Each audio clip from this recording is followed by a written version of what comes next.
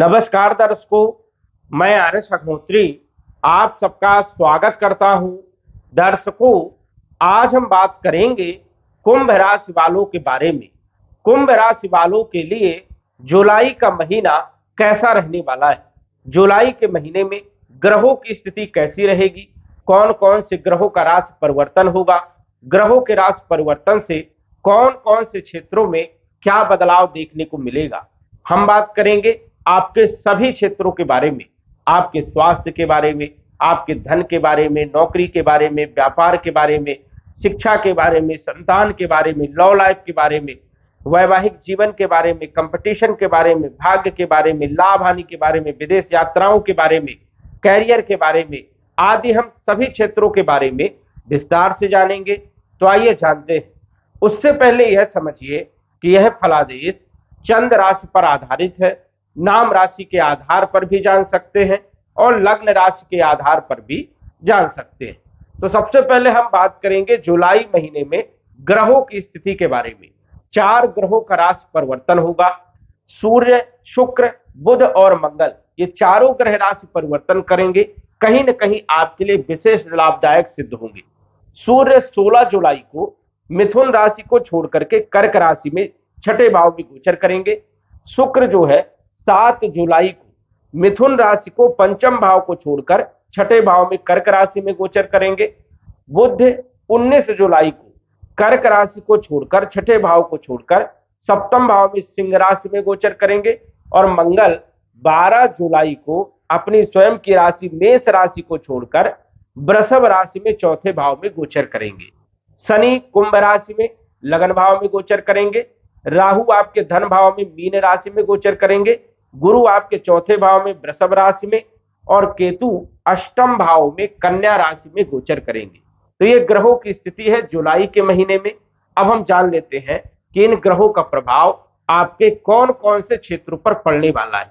तो सबसे पहले हम बात करेंगे शनि के बारे में, जो कि शनि राशि के मालिक है, लग्न के मालिक है और लग्न भाव में ही गोचर कर रहे हैं। सस नामक राजयोग बना रहे हैं, लेकिन शनि अभी वक्री है। जुलाई के महीने में शनि जो है बेहतर रिजल्ट देने का भी काम करेंगे, लेकिन कुछ सावधानी भी आपको रखना होगा, क्योंकि शनि जब वक्री होते हैं तो पिछले भाव के फल ज्यादा देने का काम करते हैं। तो कुछ लोगों के लिए तो बहुत अच्छी स्थिति में रहेंगे शनि, लेकिन कुछ लोगों को सावधानी भी रखना है। जैसे जुलाई के महीने में स्वास्थ्य आपका बढ़िया रहेगा, कॉन्फिडेंस भी आपका बहुत अच्छा रहेगा, लेकिन खर्चे थोड़ा सा बढ़ सकते हैं, क्योंकि 12वें भाव के मालिक है और 12वें भाव के फल देने का काम करेंगे। तो खर्चों पर आपको नियंत्रण लगाने की जरूरत है। वही जो लोग विदेश में रह रहे हैं या विदेश जाना चाहते हैं, ग्रीन कार्ड बनवाना चाहते हैं, पासपोर्ट बनवाना चाहते हैं, वीजा बनवाना चाहते हैं, तो उन लोगों के लिए समय बहुत अच्छा रहने वाला है। जो लोग विदेश से जुड़े हुए काम कर रहे हैं, एक्सपोर्ट इंपोर्ट का काम कर रहे हैं, उन लोगों के लिए जुलाई का महीना बहुत ही अच्छा रहने वाला है। इसमें कोई दिक्कत वाली बात नहीं है। जो परेशानियां आपकी चल रही थी, क्योंकि शनि जहां पर बैठते हैं वहां के फलों में वृद्धि करने का काम करते हैं और जहां पर शनि देखते हैं वहां पर खराब करने का काम करते हैं। लेकिन अब शनि वक्री है तो दृष्टि का कोई विशेष प्रभाव देखने को नहीं मिलेगा। इस कारण से शनि की जो तीसरी दृष्टि पड़ रही है भाई बहनों के भाव में, बल पराक्रम के भाव में, अब यहां से आपको लाभ देखने को मिलेगा। जैसे छोटे भाई बहनों के साथ संबंध बढ़िया रहेंगे, कम्युनिकेशन वाले क्षेत्रों में लाभ होगा, बल पराक्रम में वृद्धि होगी, यात्राओं से आपको लाभ मिलेगा।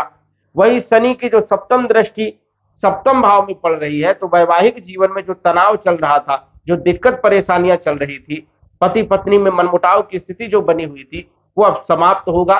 पार्टनरशिप भी इस अच्छी रहने वाली है और दैनिक आय में वृद्धि करने का काम शनिदेव करेंगे। शनिदेव की 10वीं दृष्टि कैरियर के भाव में होने के कारण कैरियर में काफी कुछ परेशानियां बीच में देखने को मिली, लेकिन जुलाई के महीने में कैरियर में जो है एक बड़ी राहत की खबर है। कैरियर आपका बढ़िया रहेगा, कैरियर में सफलताएं आपको मिलेगी।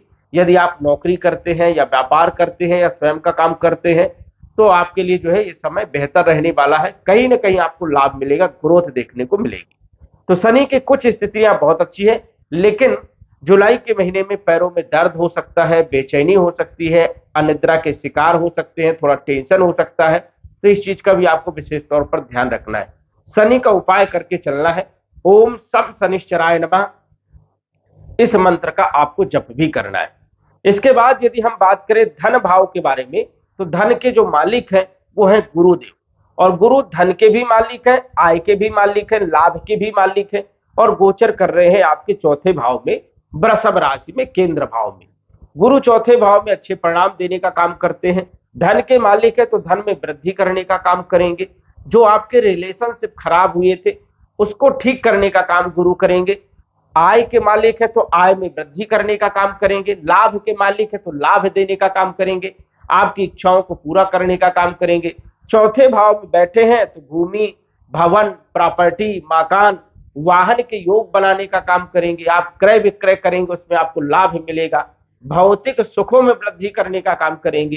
तो गुरु की स्थिति आपके लिए बढ़िया है, और गुरु की पंचम दृष्टि अष्टम भाव में होने के कारण रुका हुआ धन आपको प्राप्त होगा। कहीं आपका पैसा फंसा हुआ है या आपने किसी को दिया था तो वो रिकवरी आ सकती है। ससुराल पक्ष से संबंध आपके मधुर बनेंगे।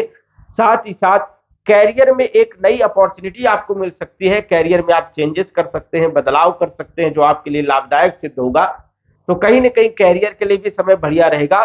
और विदेश भाव में गुरु की दृष्टि होने के कारण विदेश से जुड़े हुए कार्यों में भी लाभ देखने को मिलेगा। चाहे आप विदेश की यात्राएं कर रहे हो, चाहे विदेश में आप नौकरी व्यापार कर रहे हो, या शिक्षा के लिए आप विदेश जाना चाहते हैं, सभी के लिए जो है स्थिति बेहतर है।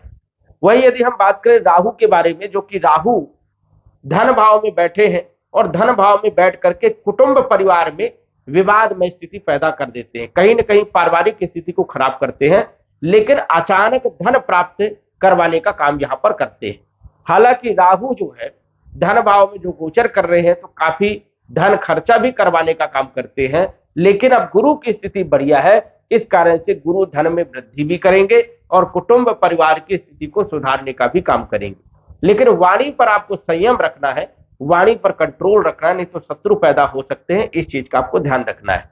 तो राहु अचानक आपको लाभ दे सकता है, और राहु के जो क्षेत्र हैं, जुआ, लॉटरी, सट्टा, शेयर मार्केट इत्यादि क्षेत्रों से अचानक लाभ भी देने का काम करेगा, या कोई पॉलिसी आपकी जो है आपको मिल सकती है, या फिर जो है रुका हुआ धन आपको मिल सकता है। तो कहीं ना कहीं जुलाई के महीने में राहु की स्थिति में लाभ होगा।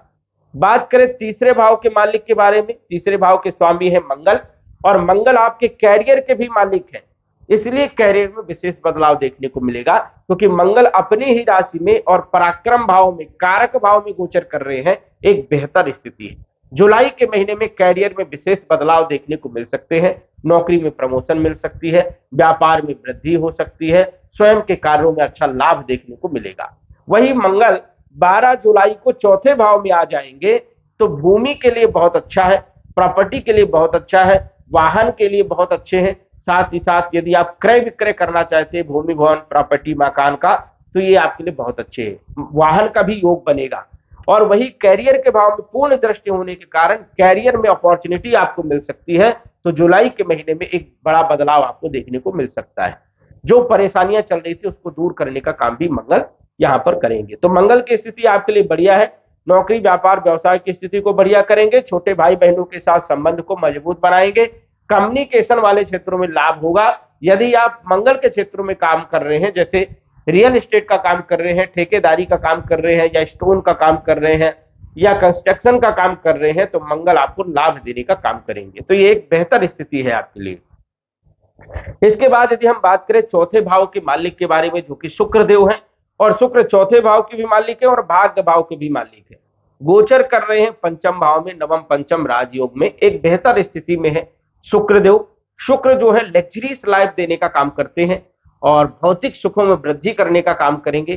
कोई आप जो है लग्जरीज वाहन खरीद सकते हैं, मकान खरीद सकते हैं, या फिर यात्राएं कर सकते हैं। कहीं ना कहीं जो है मित्रों का सहयोग भी यहाँ पर शुक्र देने का काम करते हैं।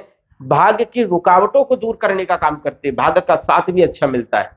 लेकिन शुक्र दो यहाँ पर रहेंगे 7 जुलाई तक। उसके बाद ये आ जाएंगे छठे भाव में, तो कंपटीशन में सफलता देने का काम करेंगे।